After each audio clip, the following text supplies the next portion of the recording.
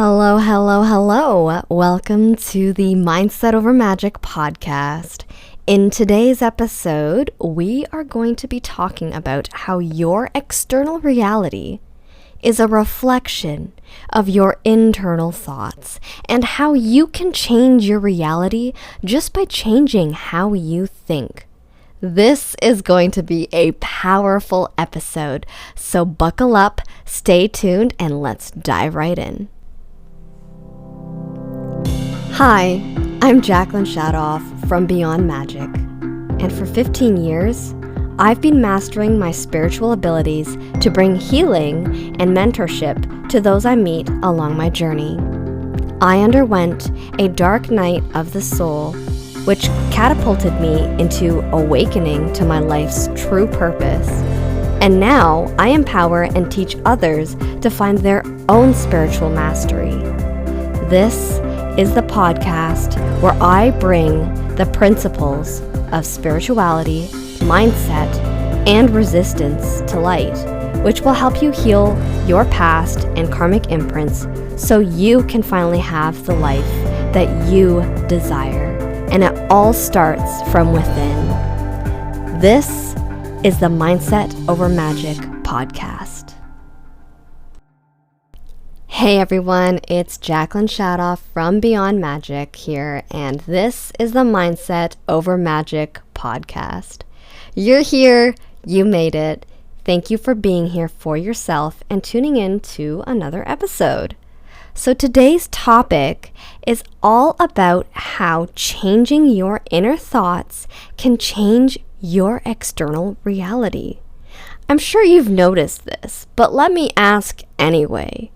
How many times have you noticed how certain patterns seem to repeat themselves in your life?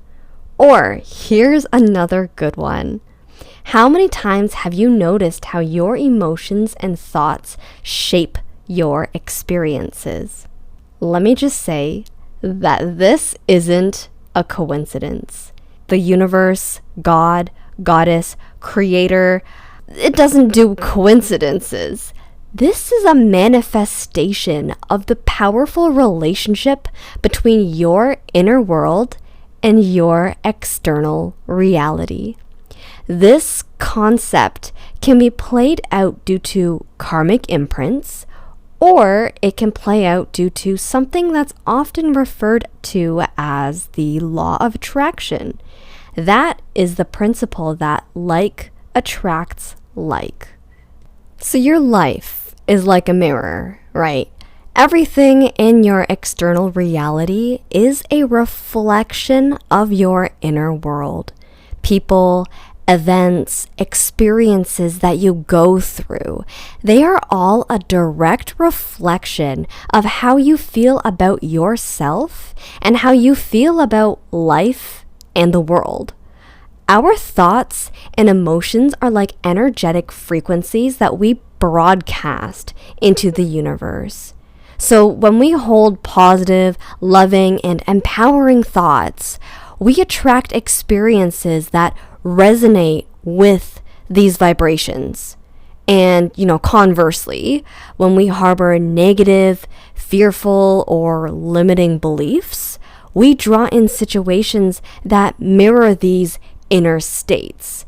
This is why it's essential to cultivate a healthy, loving connection with ourselves and to heal past wounds and karmic imprints. If you do not heal and learn from a lesson, it will just keep showing up. It's going to be like a pattern. The universe or the divine will keep serving that lesson to you on a silver platter because you're just not learning it. So, for example, if you've noticed that you've dealt with a lot of people treating you poorly and you notice that pattern, this is a signal that your lesson to learn is to set up healthy boundaries. Okay, hold up for a second. I get the sense that a lot of you don't know what a boundary actually is. What is a boundary? A boundary is not you saying, my boundary is that you are not allowed to talk to me that way. No, that's not a boundary. That's just a rule. That's a rule that you put in place for someone to follow. A boundary is If you talk to me that way, I will choose to remove myself from the conversation. A boundary is you have spoken to me inappropriately, even after I've told you to stop multiple times, which tells me that you don't respect me, so I no longer want to be friends. A boundary is sticking to that rule and letting people go when they break it. Honor yourself and stick to your principles. If you don't speak up when people ignore your rules, you are betraying yourself, and that is not self-love or self-care. Self-love and self-care happen when you stop abandoning yourself. Watch how someone reacts when you set a boundary, by the way. Hear what they say and watch how they behave, because this can be very telling of how this person feels about you and what their intentions are. Someone who genuinely cares about you is not going to throw a tantrum when you tell them to stop being disrespectful. They're not going to get defensive and gaslight you, saying it was just a joke, or telling you that you've misunderstood the situation. They will realize their actions hurt you because they know they don't get to choose whether what they've done does or does not hurt you, right? Only you get to decide that. So they will hold themselves accountable because your feelings matter to them. And they want to be better for you, to show up as a beacon of positivity in your life and not bog you down. If they don't hold themselves accountable, if they're always the victim, those are red flags that this person resists self-reflection and won't learn from this. You're better off letting them go, which will then leave space for someone new to come in who actually does want to show up positively in your life. Here's an example of someone from my own life. Okay, so I once saw a guy whose stories always made him out to be the victim. One time he told me that he was playing a new video game with his group of friends, and he told me that they abandoned him and let him die, and then he had to respawn out of the area that they were in, so he needed to play by himself to catch up to the group. And the way he explained the situation made it sound like his friends were the bad guys, and I believed him. I later found out from a mutual friend in that group that the event played out so differently. This mutual friend was annoyed by the guy's behavior and vented to me about it without knowing that I heard one side of the story already. So this friend told me that the entire game he was playing ahead and yelling at everyone in the group.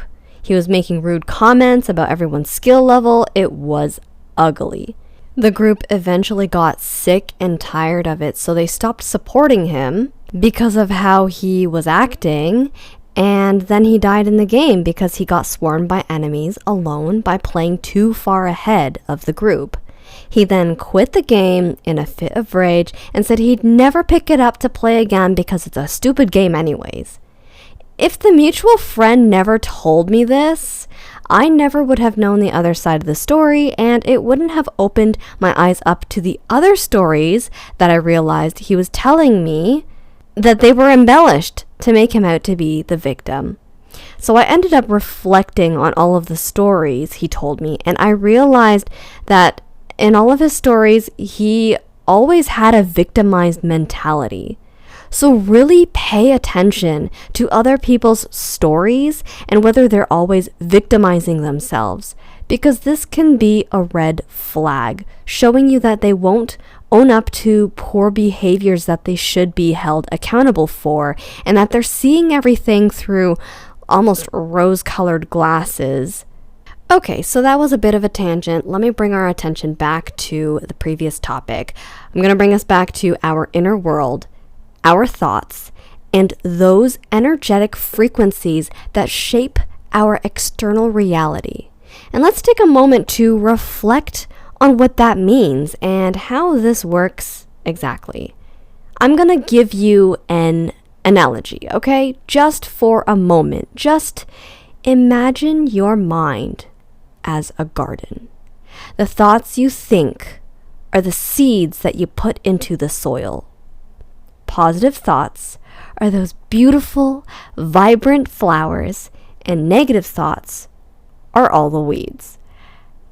The more you nurture and focus on the flowers, the more your garden will flourish. But if you neglect the garden and allow the weeds to take over, they will choke out the beauty and abundance that you desire. And notice how even if you nurture those flowers, weeds will still pop up, right? Like, you can't just focus on the flowers entirely, stop weeding, and expect no weeds to grow. The weeds will still come, just like how negative thoughts will still pop up on their own, either stemming from the subconscious mind or showing up due to external triggers.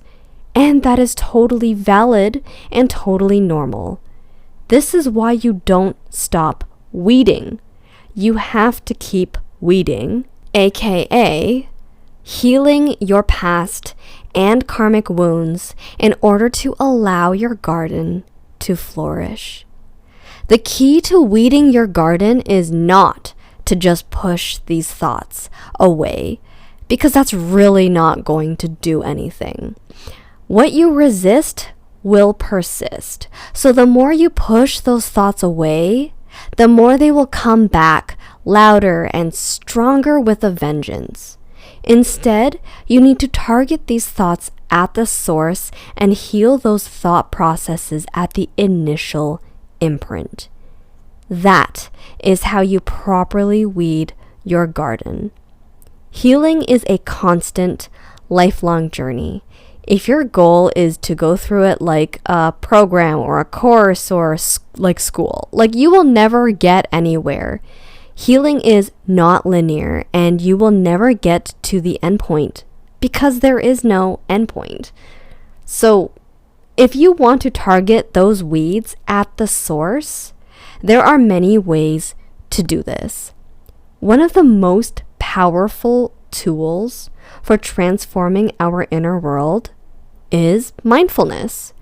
By becoming aware of our thoughts and feelings, we can choose to shift them in a positive direction. Practices like meditation, affirmations, journaling, like, those are all incredibly effective for this.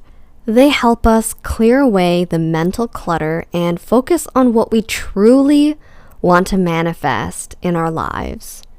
Also, getting a spiritual coach can also really help with reframing your thoughts and guiding you in the right direction. Another thing you need to keep in mind for this is healing past wounds and karmic imprints. Our subconscious mind holds on to memories and experiences that shape our beliefs and behaviors. When we don't address these, they can continue to influence our reality. These karmic imprints could have been created in childhood in our current lifetime, but they can also stem from a past life that our soul never healed from. As we reincarnate, we may carry karma from past lives where we've done something terrible, or, something terrible has happened to us, and we believe it'll happen again, or we need to correct our wrongdoings by having something bad happen to us in this lifetime. And many people believe that karma needs to play out in order for it to be balanced, but that's simply not true. Karma can be released, and you do not need to suffer through the imprint in order for it to be healed. This can be done through many spiritual practices like Reiki, energy healing, inner child work, and even coaching. As I mentioned before, if you get a really good spiritual coach who specializes in healing karmic imprints, Like, this is something that I help my clients with. But you can go with anyone who specializes in this. If you go through this spiritual coaching, then they can help you release these blocks and create space for new, empowering beliefs to take root. Another thing to note is that a good spiritual coach will be able to help you identify where your karmic wounds originated from and what these karmic imprints really are. So they should be able to pick up on that through your astrological chart, or be able to pick up on it intuitively, or they would be able to help you personally go through your Akashic records or some kind of meditation to be able to self-identify what these imprints are. And again, this is something that I specialize in, so I would be able to help my clients with this, but you can go to anyone if they're able to do this. Okay, so now let's say you don't do the weeding. Then what happens? If you don't do the weeding, then the negative patterns, the cycle of karmic imprints, they'll just keep playing out again. And if you don't do the weeding, here's what could happen. Let's say you get into a relationship with a wonderful person and you have a karmic wound related to cheating.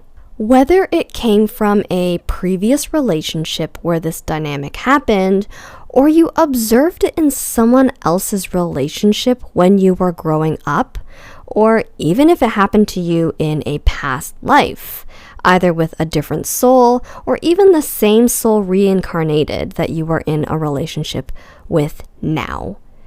This karmic imprint can play out in a number of ways. It could make you shut down and break things off out of fear, especially if you have an avoidant attachment or a disorganized attachment. It could play out in the way that you or the other person ends up cheating as well. There are so many different ways that it could potentially play out, which is why it's so important to heal these wounds. Healing these wounds can break the cycle and help you heal, which will allow you to manifest your desires faster. So again, if you're not even sure what kind of karmic imprints you have, whether that's from your past lives or your childhood, I can help you discover that through astrology, meditation, and various other modalities. So before I conclude this week's episode, I feel drawn to do a quick little reading to see what a potential karmic imprint that the collective may be dealing with right now. So this is a timeless reading for the collective, which means that whenever you listen to this, there is a message for you, regardless of when you're listening to this and when it's being uploaded. And it's for the collective, so it's for a large group of people. Take what resonates and leave what doesn't.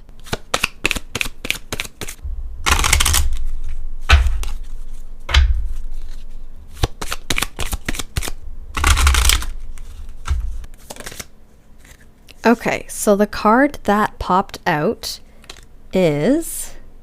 Actually, two cards popped out. So the first one says, Alchemy.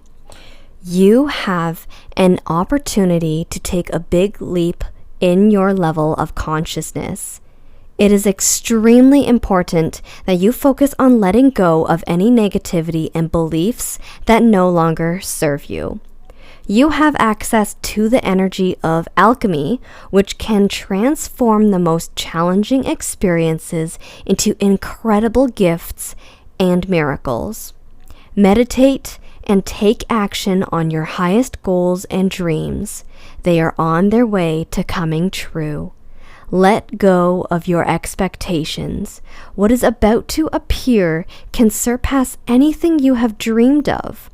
The most important part is that you are prepared and ready to receive. The energy around you is very potent at the moment, so make sure that you are using this time as productively as possible. Give yourself time for prayer, gratitude, and celebration. And the second card that popped out is healing. If you are experiencing stress, if you feel overwhelmed, are suffering ailments in your body, or feel exhausted and depressed, it means that your body is trying to communicate with you. Your body wants you to start treating it in a more loving manner and listening to the messages it is sending you. You need to become conscious of the areas in your life that you are avoiding or suppressing. Healing takes time. It is a process. Your first step towards healing is to create a safe, loving, supportive environment where you can listen to your inner wisdom. These are both very beautiful messages, and I think a lot of people needed to hear both of them because they do go hand in hand with each other. Let me know which one resonated with you more, and we can figure out a process on how you can heal. I also do personalized inner shadow readings. I'm pretty sure I'm the only one who does this, but they are very, very valuable in learning what your inner shadow is all about and what you still need to heal from. So again, let me know what resonates with you and we can work together and find out a way to help you heal. Because remember, you are the creator of your reality, and by aligning your thoughts and emotions with the life you desire, you can transform your external circumstances. It starts with loving and nurturing yourself, healing old wounds, and consciously choosing thoughts that uplift and empower you. So thank you so much for joining me today on this week's episode of Mindset Over Magic. If you enjoyed this episode, please subscribe and share it with fellow spirituality seekers. And remember, at Beyond Magic, I'm here to support you every step of the way. Be sure to check out my website, beyondmagic.com, and follow me on Instagram and YouTube to stay in the loop, get some free collective readings, and also some free healings. Stay tuned for more episodes where we'll continue to explore ways to heal and experience profound transformations through spiritual empowerment. Until next time, stay magical and embrace the power within you. I'm Jacqueline Shadoff from Beyond Magic, and I'll talk to you guys next time on the next episode of Mindset Over Magic.